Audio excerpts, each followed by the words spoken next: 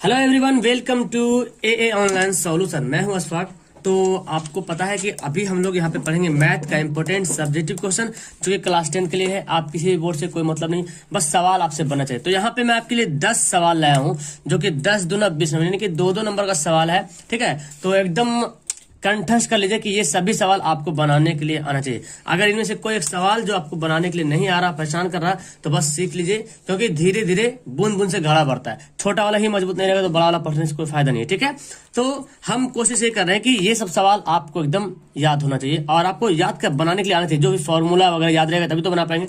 तो चलिए स्टार्ट करते हैं। वीडियो को शुरू से लेकर आखिर तक देखिएगा, और आप अगर देख रहे हैं बाद में ना, तो वीडियो पहले रोक लीजिए, क्वेश्चन देख लीजिए, वीडियो रोक लीजिए और पहले बनाइए। अब बना कर फिर वीडियो चालू करके देखिए क्या बना रहे हैं आप। ठीक है, और लास्ट में मुझे कमेंट करें कि 10 में से कितना सही बनाए। अगर 10 में से 10 बनाते तो 20 नंबर आपका मिलेगा। जितना नंबर आता है मुझे कमेंट करेंगे। एक क्वेश्चन 2 नंबर का सवाल यहाँ पे आपके सामने हाजिर है। पहला सवाल यहाँ पे क्या बोलता है कि बहुपद, द्विघात बहुपद जो दिया हुआ है, ये द्विघात बहुपद, ये बोलता है कि इसके जो x square plus 2x minus 8 के शून्यंकों को ज्ञात कीजिए। शून्यंक ज्ञात करना है। ठीक है, अब द्विघात दिया हुआ है तो हमको उसी हिसाब से निकालना है। आप चूंकि द्विघात बहुपद दिया तो इसको द्विघात बहुपद का फॉर्मूला से हम लोग निकालेंगे। और अगर ऐसे बोलता तो आप गुणनखंड विधि से भी बना सकते थे, कोई दिक्कत नहीं। तो चलिए हम यहाँ पे द्विघात से निकालते हैं। द्विघात में आपको क्या पता चलता है कि यहाँ पे इसमें क्या क्या दिख रहा है आपको। यहाँ मैं लिख सकता हूँ यहाँ पे कि a बराबर कितना है। यहाँ पे देखो a है कितना 1 है, जो कि x स्क्वायर हो रहा है, और b कितना है 2 है, और c कितना है, c है -8। ठीक है, ये दिया हुआ है, c कितना है -8 है। ओके, तो यहाँ पे a b c दिया हुआ है, इसको मैं यहाँ पे लिख लिया। ठीक है, इसलिए लिख लिया चूंकि ये काम आने वाला है। और आप जानते हैं द्विघात बहुपद में जो शून्यंक निकलता है तो द्विघातीय सूत्र होता है b minus B plus minus over root D by 2a। तो मैं इसको लिख के बताता हूँ। देखिए, जैसे कि यहाँ पे मैं बताता हूँ, ये द्विघातीय सूत्र होता है ना, minus B plus minus root D by 2a होता है। तो रूट डी को पहले हम निकाल लेते हैं, क्योंकि एक जगह करना फिर ज्यादा भारी लगेगा, मतलब थोड़ा बड़ा टाइप का बन जाएगा। तो हम निकालते हैं डी का वैल्यू निकालते हैं, इसलिए डी बराबर फॉर्मूला क्या होता है, बी स्क्वायर माइनस 4ac। ये होता है B square minus 4ac formula होता है। अब बी का वैल्यू कितना 2 है, तो 2 का स्क्वायर कर लेते हैं, -4, ए का वैल्यू 1 है, और सी का वैल्यू -8 है। तो 2 दूना 4 और माइनस माइनस प्लस 8 चौक 32। ठीक है, तो यहाँ पे कितना गया 32 और 4 36। डी का वैल्यू कितना गया 36 आ गया। अब हम निकालेंगे द्विघात बहुपद, इसलिए यहाँ पे लिखेंगे मूल निकालना है ना, शून्यंक निकालना है। शून्यंक बोले या मूल बोले वही सवाल आता है। ठीक है, इसलिए शून्यंक लिखिए या मूल बराबर लिखिए। फॉर्मूला क्या होता है, minus B plus minus over root D by 2a, ये फॉर्मूला होता है। ठीक है, ये फॉर्मूला आपको याद होना चाहिए। तो अब यहाँ पे क्या करते हैं, माइनस बी, तो b कितना है देखो, b यहाँ पे दिया हो +2 और यहाँ माइनस, तो प्लस माइनस -2 हो गया, और प्लस माइनस वैसे रहने दो। d का वैल्यू कितना है देखो, 36 आया था d का वैल्यू, 36 यहाँ पे लिख दिए 2a, और a का वैल्यू कितना देखो 1 है, तो यहाँ लिख देंगे 1। मैं इधर बनाता हूँ, एग्जाम में ऐसे मत करना, सीधा ऐसे बनाते जाना। ठीक है, चूंकि मैं मुझे आपको सिखाना है, इसलिए मैं इधर बनाता हूँ। चलिए, तो यहाँ पे आपको क्या पता चल रहा, x बराबर यहाँ पे क्या दिख रहा, x बराबर देखो -2 अब प्लस माइनस 36 का वर्गमूल आपको पता है 9 होता है, 6 होता है, 6 6 36 होता है, और यहाँ पे कितना है 2 1 2 2 हो गया। अब यहाँ पे 2 शून्य निकलेगा। पॉजिटिव अगर लेते हैं तो क्या हो जाएगा -2, और पॉजिटिव यानी कि ये प्लस माइनस में लेना हमको। ये तो एक पहले प्लस वाला लिया, तो प्लस वाला लिया तो +6 लिखेंगे बाई 2, तो कितना होगा 4/2 यानी कि 2 आ गया, 4/2 यानी कि 2 आ गया। और अगर माइनस लेते हैं हम तो क्या होगा -2, और ये 6 भी हो जाएगा माइनस में बाई 2, तो -8/2 यानी कि -4। ठीक है, इसलिए शून्य बराबर 2 -4। ठीक है, इसका ये आंसर हो गया। ओके, तो ये इसका आंसर हो गया शून्य। आपका यहाँ पे कुछ भी सवाल दे सकता है, यहाँ पे कुछ भी चेंज रह सकता है, लेकिन तरीका यही बनाने का है। ठीक है, चलिए अगला सवाल पढ़ते हैं। अगला सवाल देखिए यहाँ पे क्या बोला, बहुत बड़ा सवाल आता है कि सिद्ध कीजिए कि 3 + √5 जो है एक अपरिमेय संख्या है। अपरिमेय संख्या के लिए मैं बहुत अच्छे तरीके से वीडियो पे बना चुका हूँ बहुत बार। तो एक आता है √2 वाला, √3 वाला आता है। चलिए तो पहले इसको देखते हैं, ये कितना हल्का सवाल है कि इसको सिद्ध करना कि अपरिमेय संख्या है या नहीं, सिद्ध करना है। तो चलिए क्या लिखते हैं यहाँ पे, पहले लिखते हैं माना कि 3 + √5 एक परिमेय संख्या। ये क्या हमको मान लेना है, जो भी बोलेगा ना हमको उसको उल्टा मान लेंगे। तो उल्टा मान लिए हम, तो संख्या जब है तो लिखेंगे इसलिए 3 + √5। अगर परिमेय संख्या है तो p बटा q के रूप में तो रहेगा, क्योंकि परिमेय संख्या p/q के रूप में होता है। यहाँ पे हम लिख सकते हैं जहां q जो है 0 के बराबर नहीं होना चाहिए, q ≠ 0, यानी कि अगर q 0 के बराबर होता है, कोई संख्या परिमेय संख्या है जैसे 1/0, तो कभी परिमेय संख्या नहीं हो सकता। ठीक है, 1/0 कभी नहीं होता है। ठीक है, अगर 1/0 होगा तो परिमेय संख्या नहीं होगा। तो यहाँ बोला जाएगा अगर ये परिमेय संख्या है तो q जो 0 के बराबर नहीं होना चाहिए। ठीक है, यहाँ पे मैं ऐसे लिख दूँ।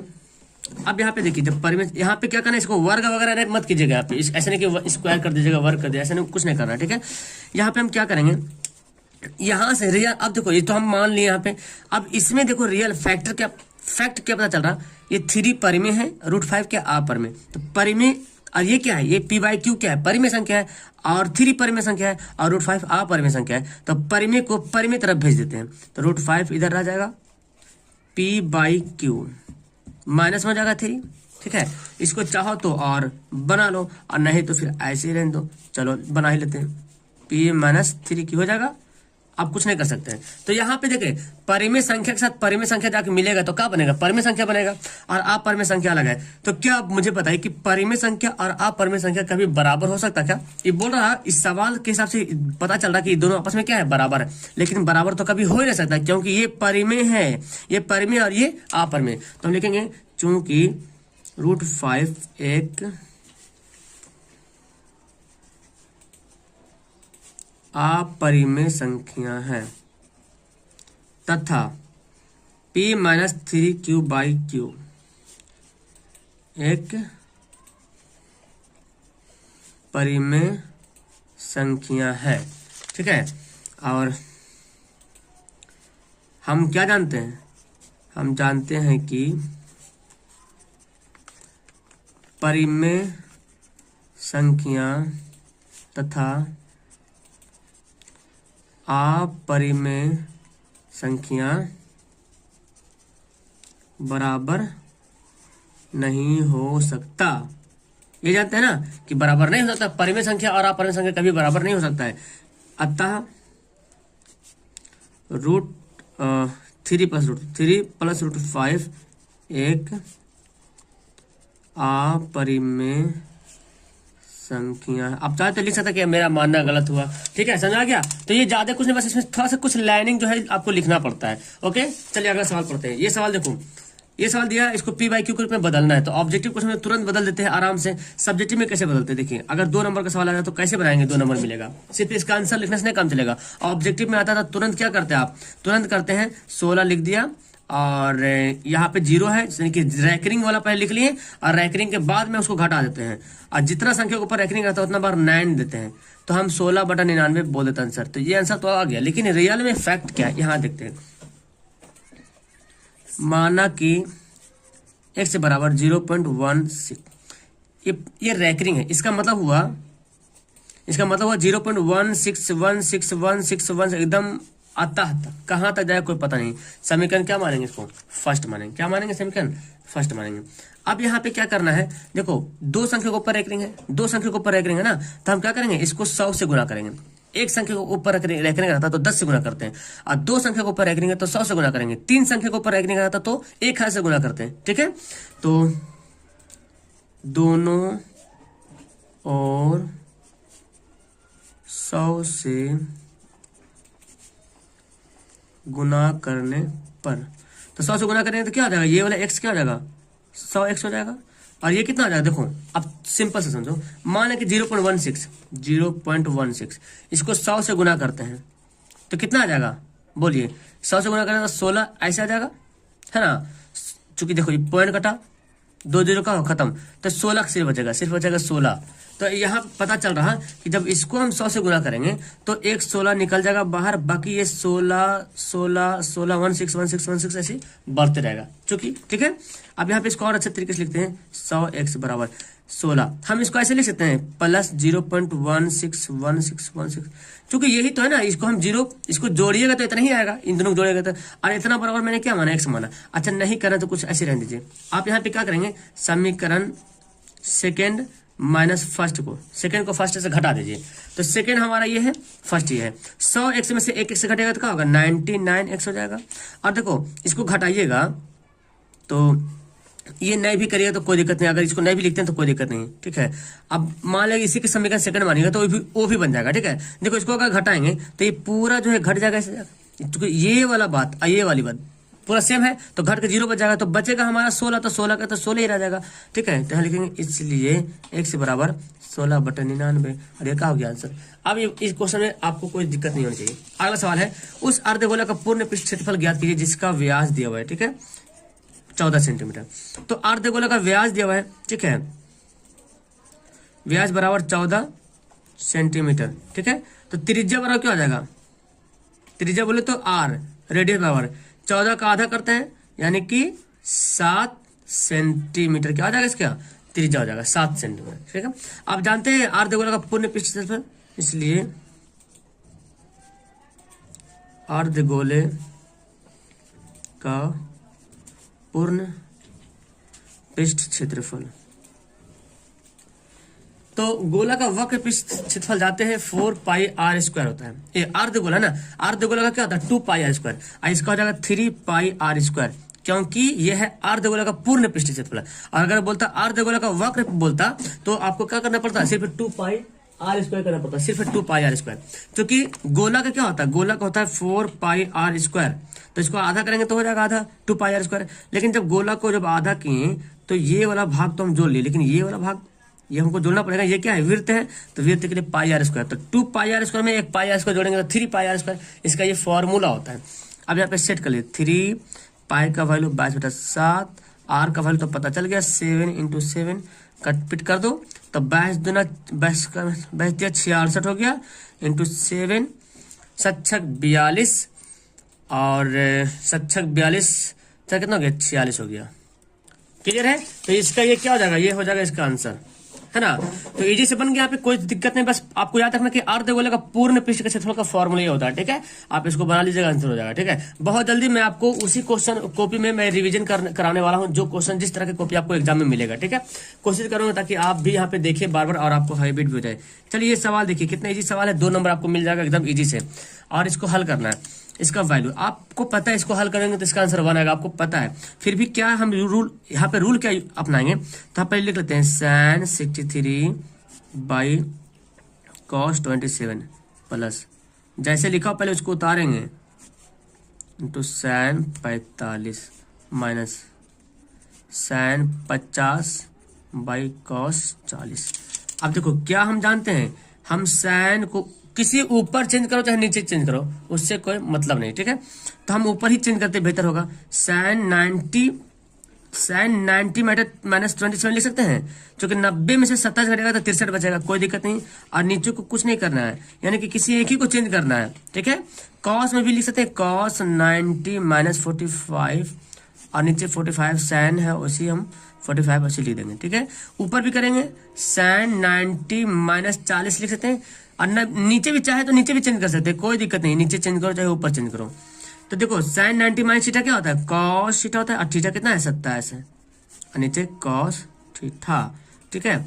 यहाँ पे क्या हो जाएगा, cos 90 माइनस थीटा बराबर क्या होगा sin थीटा, तो sin थीटा, और यहाँ पे sin थीटा तो दिया हुआ है, और यहाँ पे sin 90 माइनस थीटा क्या होता है cos थीटा, थीटा 40 है, cos थीटा, तो कट जाएगा, देखो कट गया, क्या बचा, बहुत से बंदे 0 बोलेंगे, यहाँ पे 1 है, यहाँ पे 1 है, यहाँ पे 2 है, तो देखो 1 1 2 माइनस 1 कितना आ गया 1, ये हो गया इसका आंसर। क्लियर है, इसका आंसर ये हो गया। इस तरह सवाल आएगा तो बनाएंगे आप। चलिए तो आपको यहाँ पे 4-5 सवाल हो गए ना। अब हम बढ़ते हैं अगला सवाल के साथ। चलिए 7वां सवाल, 6ठा सवाल यहाँ पे देखते हैं। 6ठा सवाल क्या है, देखिए बिंदु, सवाल बोलता है कि बिंदु दिया हुआ है 4 माइनस 1 2 माइनस 3 के बीच की दूरी निकालना है, ठीक है। कैसे निकालेंगे, तो इजी है, हम जानते हैं। चलिए बिंदु दिया हुआ है, माना कि 4 - 1 बराबर x1 y1, ठीक है, और 3 2 को मान लेते हैं x2 और y2, मान लिया। हाँ, इसलिए बीच की दूरी, फॉर्मूला क्या होता है x1 - x2 का होल स्क्वायर, कहीं कहीं x2 भी लिखता है, कोई दिक्कत नहीं, y1 माइनस y2 का होल स्क्वायर का ओवर रूट। ये फॉर्मूला आपको याद होना चाहिए, ठीक है। x1 कितना है, देखो x1 हमारा 4 है, ठीक है। x2 कितना है, x2 देखिए 2 है का स्क्वायर। y1 देख रहे हैं -1 है तो -1, और y2 कितना है 3 है, तो यहाँ प्लस माइनस -3 हो जाएगा, स्क्वायर लीजिए, ठीक है। अब देखो 4 में से 2 घटेगा तो 2 हो जाएगा, 2 का स्क्वायर हो जाएगा। 3 में 3 और 1 तो दोनों जुड़ जाएगा ना, तो -4 हो जाएगा स्क्वायर। देखिए 2 दूना 4 और 4 चौक 16, अब माइनस माइनस भी प्लस होता है, ठीक है। तो 16 4 कितना हो गया, 16 4 हो गया 20, और 20 को मैं ऐसे लिख सकता हूँ 2√5 सेंटीमीटर हो गया आंसर। क्योंकि 2 अंदर से बाहर निकला तो 2 दूना 4 4 पे 20 होता है ना, 20 को तोड़ेंगे फैक्टर करेंगे तो इतना आ जाएगा, ठीक है। ये हमारा सवाल का आंसर हो गया, समझ में आ रहा। चलिए अगला सवाल देखते हैं। यहाँ देखो दिया हुआ है, सिद्ध करने के लिए बोला कि सिद्ध कर दिए इसको, तो सिद्ध कर लेते हैं। क्या दिक्कत है, कोई दिक्कत नहीं है। हम पहले उतारते हैं यहाँ पे LHS, ठीक है। आप इससे बनाओगे तो आंसर आएगा, इससे बनाओगे तो आंसर आएगा, जिससे मर्जी उससे बना सकते हो, ठीक है। तो 1 माइनस साइन थीटा, जो इजी विधि में आपको बता देता हूँ। अब देखो इस टाइप का सवाल ही एग्जाम में पूछा जाता है। जब भी पूछे ना इस तरह सवाल में, जब भी बटा वाला रहे तो उसको परमेयकरण करना। क्या करना, परमेयकरण। तो परमेयकरण कैसे करते हैं, 1 प्लस साइन है ना, तो इसको ऊपर गुना करेंगे, लेकिन प्लस को बना देंगे माइनस, 1 माइनस साइन थीटा, और यहाँ पे नीचे भी लिखेंगे 1 माइनस साइन थीटा। अब जब हम ऐसे किए हैं तो इन दोनों का काट भी देंगे तो इस पर कुछ असर नहीं पड़ने वाला है। ये बात आप याद रखें कि पिछले स्टेप में कुछ असर नहीं पड़ना चाहिए। अब देखो क्या करते हैं यहाँ पे, 1 माइनस साइन 2 बार है, 1 माइनस साइन थीटा 2 बार है, तो 1 माइनस साइन थीटा का होल स्क्वायर, क्योंकि 2 बार है स्क्वायर कर दिए। अच्छा देखो a plus B, A minus B, formula पढ़ेंगे a plus B into A minus B, A square minus B square. इसी फॉर्मेट में ही दिया हुआ a plus B A minus B, A square minus B square. तो a हमारा कितना 1 है, तो 1 का स्क्वायर, माइनस b कितना है, साइन है, तो साइन का स्क्वायर, ठीक है, लिख दिया। अब देखिए यहाँ पे क्या करते हैं, 1 माइनस साइन थीटा का होल स्क्वायर, फिलहाल अभी ऐसे रहने देते हैं। अच्छा अब देखो 1 का स्क्वायर 1 रहे या 1 का क्यूब रहे कोई दिक्कत नहीं, तो हम लिख सकते हैं 1 माइनस साइन स्क्वायर थीटा, ठीक है। अब आगे बढ़ते हैं, इसका एग्जाम में मिलेगा तो ऐसे ही बनाना बच्चा, ठीक है। 1 माइनस साइन थीटा का होल स्क्वायर बाई, देखो 1 माइनस साइन स्क्वायर थीटा का फॉर्मूला क्या होता है, कॉस स्क्वायर थीटा होता है, ठीक है। अब देखो मैं क्या करता हूँ, दोनों पे स्क्वायर है। जब एक फॉर्मूला पढ़े होंगे आप 7-8 में कि a का स्क्वायर हो और b का स्क्वायर हो, तो आप a बटा b का स्क्वायर ऐसे भी कर सकते हैं, ठीक है। तो यहाँ पे भी उसी कंडीशन दिख रहा, तो 1 माइनस साइन थीटा है और कॉस थीटा है, इसका हम क्या करेंगे, स्क्वायर कर देंगे, कर दिया। अब यहाँ पे क्या आता है, बंटवारा का बात। बंटवारा कब करेंगे, जब बीच में माइनस प्लस रहेगा तभी करना, गुना रहेगा तो बंटवारा नहीं करना है। अलग अलग एक ठुक देंगे तो दूसरा नहीं मिलेगा फिर गुना में। यहाँ पे क्या है, 1 में भी आएगा कॉस, साइन में भी कॉस आएगा, यानी कि 1 by cos theta minus sine by cos theta. तो आप यूं ही माथे की निगाह से देखिए, यहाँ पे अगर इसको हल कीजिएगा ना, कॉस कॉस एलसीएम ले लीजिएगा, तो फिर यही बनने वाला, मतलब इस पर कुछ असर नहीं पड़ रहा। इसको देखे तो इस पर कुछ असर नहीं पड़ रहा, मतलब किसी पे ना, तो इससे पीछे जितना भी किसी पे इफेक्ट नहीं पड़ेगा, वही आ सकता है हल करने बाद। लेकिन अगर हम यहाँ पे कुछ और ले दें तो ये मतलब बेतुकी वाली बात हो जाएगी। आपको एकदम सिस्टमेटिक ढंग से बनाना है। 1 माइनस कॉस फॉर्मूला क्या होता है, सेक थीटा, और साइन बाई कॉस क्या होता है, टैन थीटा, इसका स्क्वायर है होल स्क्वायर। यही तो बोला था, sec theta minus tan theta का स्क्वायर लाइए, प्रूफ कीजिए। तो हमारा हो गया RHS का हो गया, प्रूफ हो गया, ठीक है, RHS प्रूफ। ये है आपका 7 नंबर सवाल, समझ आ गया। चलिए 8वां सवाल देखते हैं। 8वां सवाल क्या बोलता है, यदि बिंदु यहाँ पे दिया हुआ है x y बिंदु 6-1 तथा 2-3 से समदूरस्थ है तो सिद्ध कीजिए। अब समदूरस्थ वाला यहाँ पे बात आ गई, तो यहाँ पे ध्यान दीजिए। मान लेते हैं यहाँ पे, ये मान लेते हैं हमारा ये दिया हुआ है, ठीक है। ये मान लिया मैंने, आपका P मान लिया, यहाँ पे A, यहाँ x, हाँ चलो A भी कुछ मान लो, चलो A है, यहाँ पे B है। ये बिंदु दिया हुआ कहाँ से, यहाँ से बिंदु x y 6-1 2-3 से समदूरस्थ है। कौन, ये वाला समदूरस्थ है इन दोनों से, यानी कि इसको लिखेंगे x y यहाँ पे लिखेंगे, और बिंदु A इसको मान लिया 6-1 और इसको माना 2-3, ठीक है, हो गया। समदूरस्थ का मतलब होता है कि इन दोनों के बीच की दूरी बराबर होनी चाहिए, इसको बोलते हैं समदूरस्थ। ओके, तो आप इसको 2 तरीके से बना सकते हैं। आप चाहो तो एक ही बार दोनों को लिख लो बराबर करके, या तो AP अलग निकाल लो, PB अलग निकाल लो, ऐसे भी निकाल सकते हैं। तो हम यहाँ पे लिखेंगे चूंकि x y बिंदुओं 6-1 तथा 2 3 से समदूरस्थ है। जब समदूरस्थ है तो लिखेंगे इसलिए AP बराबर BP। AP और BP आपस में क्या होना चाहिए, बराबर होना चाहिए। तो AP क्या है, AP क्या है, AP के बीच की दूरी है। तो AP कैसे निकालेंगे, देखो x1 माइनस x2 का whole square, y1 minus y2 का होल स्क्वायर। आप इधर से इधर बढ़ सकते हैं, लेकिन आपका माइनस प्लस में मिस्टेक हो जाएगा। तो जब भी जिधर x दिया रहे ना उधर ही बढ़ेंगे, जिधर x y रहेगा उधर ही से हम बढ़ेंगे, उधर ही से चाल चलेंगे। तो x में से इसको घटाएंगे, फिर y में से इसको घटाएंगे, फिर इधर PB में x में से इसको y में से इसको, ठीक है। तो यहाँ पे लिखते हैं AP क्या लिखेंगे, x माइनस 6 का whole square plus y minus 2, तो यहाँ पे -1 है ना, -1 प्लस y1 माइनस y2 होता है ना होल स्क्वायर, क्योंकि क्या होगा ओवर रूट, ठीक है। यहाँ BP है तो BP लिखेंगे x से -2 का स्क्वायर प्लस y -3 का स्क्वायर। यहाँ पे क्या हो जाएगा, इसका ओवर रूट हो जाएगा। इतना करने जब आ जाएगा तो आप आराम से इन दोनों को अलग अलग निकालिए, दोनों को ये कर लीजिए। आपका जो करने का होता है ना यहाँ पे, अब देखो यहाँ पे क्या करेंगे।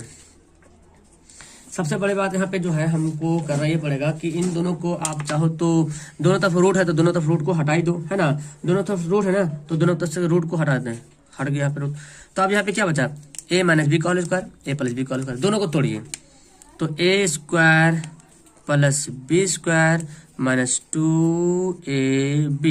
फिर यहाँ पे करेंगे a square plus B square, देखो b हमारा 1 है, 2ab। क्लियर है। यहाँ पे भी करेंगे तो a square plus B square minus 2ab, और यहाँ भी करेंगे a square plus B square minus 2ab, ठीक है। हमको लाना क्या, हमको लाना ये इक्वेशन बनेगा ना, ये आंसर आ जाएगा हमारा, सिद्ध करना, सिद्ध हो जाएगा। चलिए तो हम क्या करते हैं यहाँ पे देखिए, तो देखो दोनों तरफ x स्क्वायर इधर भी x स्क्वायर इधर भी, हम इसको काट सकते हैं, इस पेन से नहीं काटते हैं, थोड़ा सा अच्छा से काटते हैं, इसको काट दिए। y स्क्वायर यहाँ प्लस में, ये y स्क्वायर माइनस में। आप बोलेंगे सर क्यों काटे, क्यों इसलिए काटे क्योंकि ये भी प्लस में, अब बराबर की साइड ये भी प्लस में, जब इसको इधर लाइएगा तो माइनस तो बन ही जाएगा। तो हम बाद में क्यों, पहले ही काट देते हैं। क्या बचेगा, 6 छक 36, 6 दूना 12x, ये कितना बचेगा 1 हमारा है, और 2y हो जाएगा। यहाँ पे क्या बचेगा, 2 दूना 4 माइनस 4x प्लस 3 3 9 माइनस 3 दूना 6y, ठीक है। हाँ अब क्या करते हैं, एक्स वाई को एक तरफ करते हैं, बिना एक्स वाई को उधर करते हैं, मतलब चर को एक तरफ अचर को एक तरफ। तो -12 है, ऐसे ही रहने देते हैं। 2y को हम ऐसे ही रहने देते हैं। इस 4x को इधर लाते हैं तो 4x इधर हो जाएगा, प्लस में, चूंकि माइनस में आके क्या बनेगा, प्लस बनेगा। 6y माइनस आके क्या बनेगा, प्लस बनेगा 6y।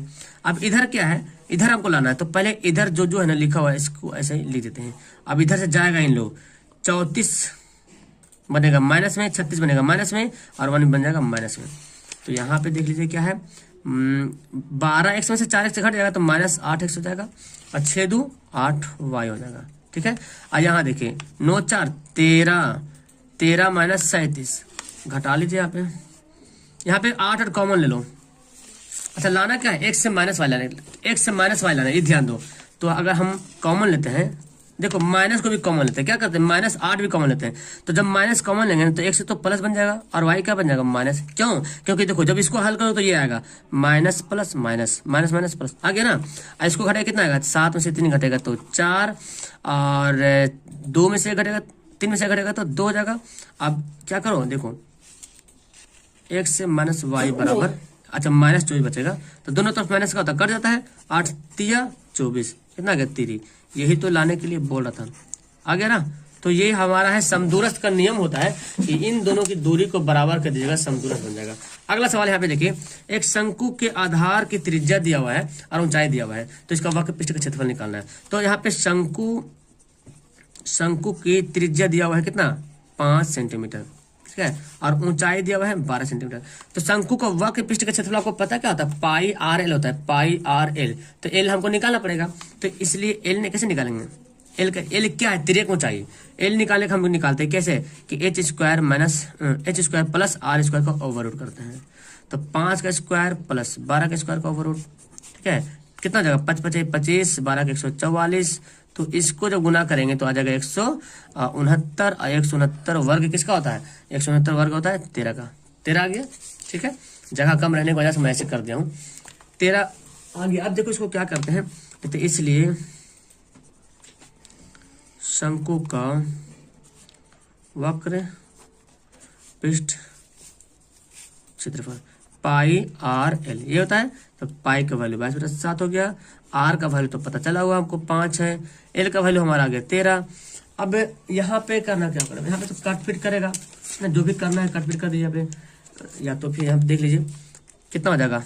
22 × 5 = 110 होता है, हमें गुना करते हैं 22 × 5 = 110 और 13 से गुना करते हैं तो 0, 13 × 13 बाकी 13 × 13 बाकी 1, 13 × 13 = 14, 14 20 आता है। तो यहाँ पे आ गया 14 30 आ गया, 14 30 यहाँ पे लिख देते हैं 14 30 और बटे में क्या है 7 है, 7 लिख देते हैं। अब इसको भाग कर लीजिए, ठीक है। तो भाग करेंगे तो 204.28 सेंटीमीटर स्क्वायर, ये हमारा क्या हो जाएगा, आंसर हो जाएगा। क्लियर है। तो बस इजी से निकाल लेता है। लास्ट सवाल देख लेते हैं, लास्ट सवाल 10वां सवाल क्या दिया हुआ है, देखो 10वां सवाल यहाँ पे दिया हुआ है। ये भी बड़ा इजी है और आसान से सोल्व हो जाएगा, त्रिकोणमिति का ही सवाल है। तो इसमें कुछ करना नहीं, बस आपको सिर्फ यहाँ पे फॉर्मूला बैठा देना है। 5 है तो 5 cos 60 का वैल्यू क्या होता है, आपको पता है cos 60 का वैल्यू है ना 1/2 होता है, 1/2 का स्क्वायर कर देंगे प्लस 4। sec 30 का वैल्यू कितना होता है, तो sec का वैल्यू याद नहीं तो cos 30 का वैल्यू याद है, cos 30 का वैल्यू होता है √3/2, √3/2 इसको उल्टा कर देंगे तो 2/√3, √3 नीचे और 2 पर ऐसे हो जाएगा, स्क्वायर हो गया -3 और tan 45 का वैल्यू कितना होता है 1 का स्क्वायर। अब यहाँ पे क्या करेंगे, देखो sin 30 का वैल्यू तो पता है आपको 1/2 होता है और cos 30 का वैल्यू अभी cos 30 का वैल्यू कितना होता है, cos 30 का वैल्यू √3/2 होता है, ठीक है। अब देखो क्या करेंगे 5 × 1/4 प्लस 4 × 2 दूना 4 और √3 का स्क्वायर कितना होता है 3 होता है, माइनस 1 का स्क्वायर तो 1 ही होगा, तो 3 एकम 3 हो गया। देखो 1/4 हो जाएगा, ये क्या हो जाएगा 3/4 हो जाएगा। हाँ अब देखो इसको क्या करते हैं 5 एकम 5/4, 4 चौक 16/3 -3 यहाँ पे कर दिया, ठीक है। अब देखो ये क्या है, इसको आप चाहो तो भिन्न का जोड़ कर लो, यहाँ पे 4 ले लो एलसीएम, 4 एलसीएम ले लिए तो 4 को 4 से भाग करेंगे 1, यानी कि हमारा ये आ जाएगा, ठीक है। तो यहाँ पे तो इजी से बनेगा। देखो इसको भी आप देखो अब क्या करेंगे ना, ये बड़ा वाला है इसको भी लेते हैं एलसीएम, तो 12 एलसीएम हो जाएगा, तो बचेगा कितना 4 × 12 तो 5 × 15, 3 चौक 12 तो 3 चौक 12 तो 16 चौक 64 माइनस 12 × 36, ठीक है। ये आ गया हमारा।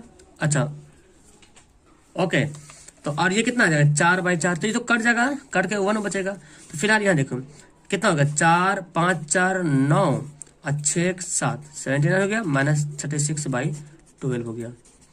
अब इसको घटा लीजिए, 9 में से 6 घटेगा 3 आ जाएगा और 7 में से 2 घटेगा तो 7 में से 2 घटेगा 4 आ जाएगा। लीजिए यही तो आंसर हो जाएगा, है ना 43/12। क्लियर है। तो यहाँ पे मैं आपको 10 सवाल यहाँ पे बता दिया हूँ और बस कुछ नहीं कैलकुलेशन करना है यहाँ पे अच्छी तरीके से, बाकी क्लियर। तो आप मुझे कमेंट करेंगे आपकी 10 में से आप कितना सही बनाए, ये सब सवाल आपको बनाने आया कि नहीं आया अभी तक, अब तक बनाने आया कि मैं इस तरह से मतलब हमेशा सवाल लाते आ रहा हूँ बार बार, है ना। तो कोशिश मेरी यही है कि आपको ये सब सवाल भी कम से कम आराम से बनाने चाहिए। लॉन्ग सवाल भी आपको मिलेगा, डोंट वरी, टेंशन मत लीजिए, धीरे धीरे आपको रोज 12:30 बजे रोज दिन में आपको सवाल मिलने वाला, ठीक है। तो चलो वीडियो को यहाँ पे लास्ट करते हैं, आप 12 बजे लाइव क्लास आए पढ़िए। Okay that's all, thank you everyone. पहली बार है तो चैनल को सब्सक्राइब कर लो, चूंकि यहाँ पे सारे कुछ की तैयारी कराई जा रही है बेहतर तरीके से, बेहतर ढंग से एकदम। क्रैश कोर्स भी चालू है और प्रीवियस ईयर क्वेश्चन तो मैं पहले भी करा चुका हूँ, 2016 तक क्वेश्चन करा दिया हूँ, ठीक है। बाकी सब्जेक्टिव क्वेश्चन लाने का मेरा काम चल रहा है, इंपॉर्टेंट ऑब्जेक्टिव क्वेश्चन भी चल रहा है, लेसन वाइज क्वेश्चन भी चल रहा है, ठीक है। चलिए तो फिलहाल वीडियो को यहाँ लास्ट करते हैं। That's all, thank you everyone. Like नहीं किया तो लाइक जरूर कर देना।